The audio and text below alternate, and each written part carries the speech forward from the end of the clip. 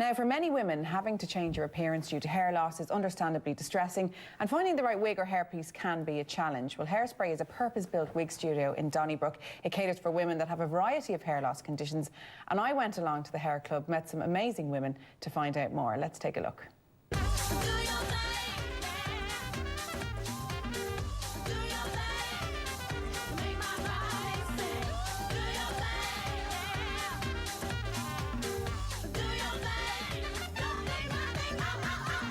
This is your baby. This was a dream that you had. What gave it to you? What was your inspiration?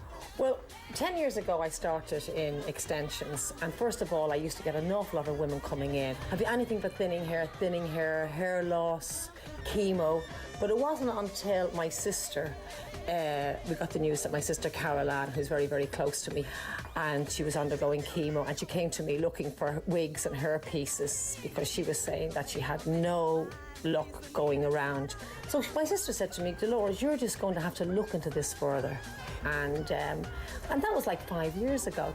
So who comes here? Well, as you can see, it's a really bright, cheerful place, and this is exactly what I was looking for, which my other business partner designed. And you know, people were telling me they were going upstairs, downstairs, into little dark rooms, and especially, it was always like a secret. My business partner said, you know, we really need to design a place that's cheerful for these ladies, you know, and they can have a very relaxing time when they come in, and, you know, and loads of variety.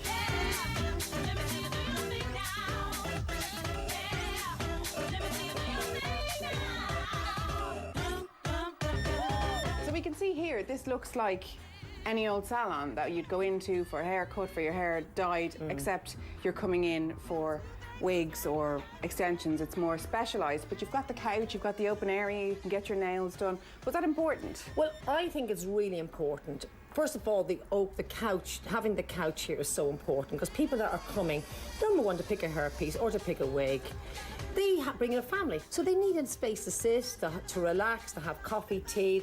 And then there's another area which we have another sofa to go in, and then we have private consultation rooms as well.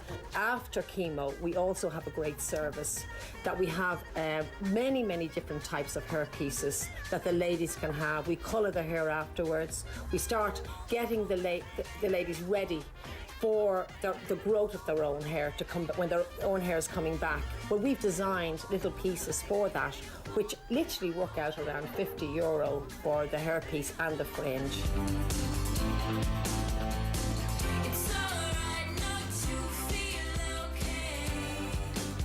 So Donna, you have a form of alopecia, hair thinning. Yeah. When did you first notice this happening? Around 3 years ago, when I was looking in the mirror, I put my hair up in a pony, and people coming to me and asking me what's after happening with my hair, that I used to have such a full head of hair, and I used to have long hair, really nice shiny hair. Like when I was younger, they used to call me the girl with the shiny hair. Like.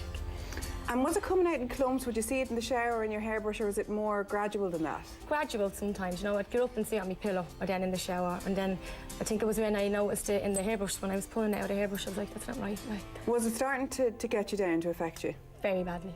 Very badly, especially when my son noticed it, my son's friends noticed it. Like, he's 11, and you know the way kids are, they don't mean it, but they can be hurtful at the end of the day, like, so. But when you don't have your hair, you don't feel yourself, whether you get a blow dry you don't like or too much cut off, you just don't feel yourself. Is that how you felt? I never feel myself. No, especially when we're going out. I stopped having a social life, I stopped being with my friends.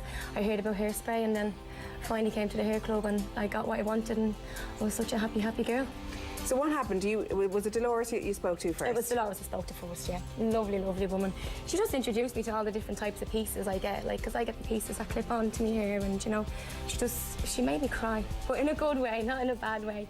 And I'd never look back, you know. It's for people out there that are suffering with the same thing I am, there is help out there. There is something that can be done for you. And have you got your social life back, your confidence back? Oh God, I've never stopped going out now.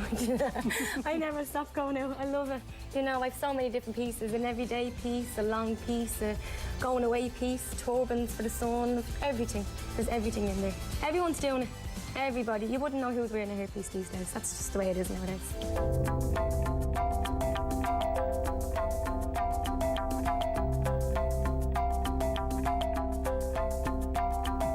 So Anita, you've had some tough news this year. You've been given that C word that everyone dreads. Yeah, it was a shock to the system, to say the least. I found a lump in February and went to the doctor, and the doctors at first thought it was just an abscess because it was quite big and it was quite painful.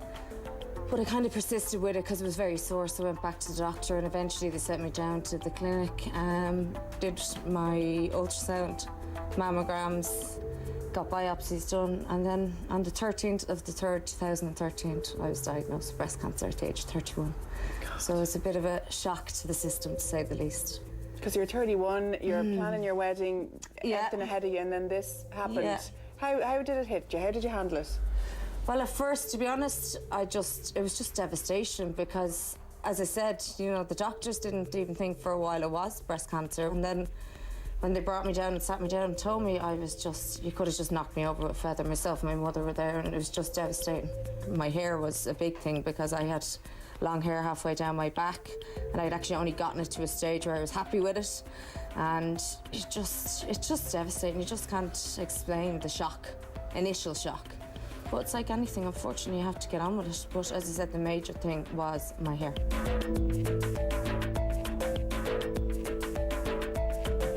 You know, you come in and they just put you at ease straight away. You know, I tried on maybe 5 or 6 different wigs, but within the first 2, I knew them, and I loved it. And now I want to try on loads of them. The wigs actually look better now on me than what my real hair did, because it gives you the extra little boost I couldn't get in my hair.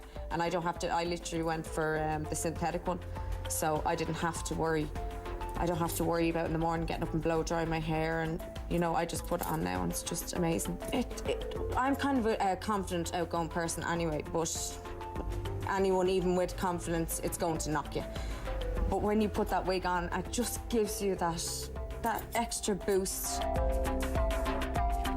The negative comes in, and to see the positive experience when these women walk out with a smile on their face and come back every week with a smile on their face. And then they say to me, I'm over chemo now, Dolores, you know. It's so wonderful to see the recovery and then see what's next.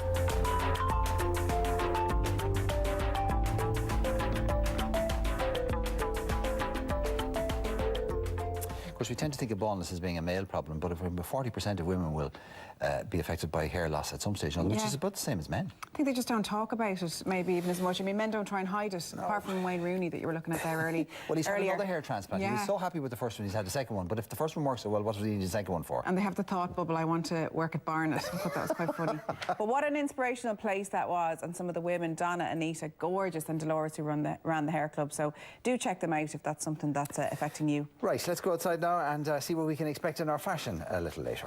Thank you very much, Mark.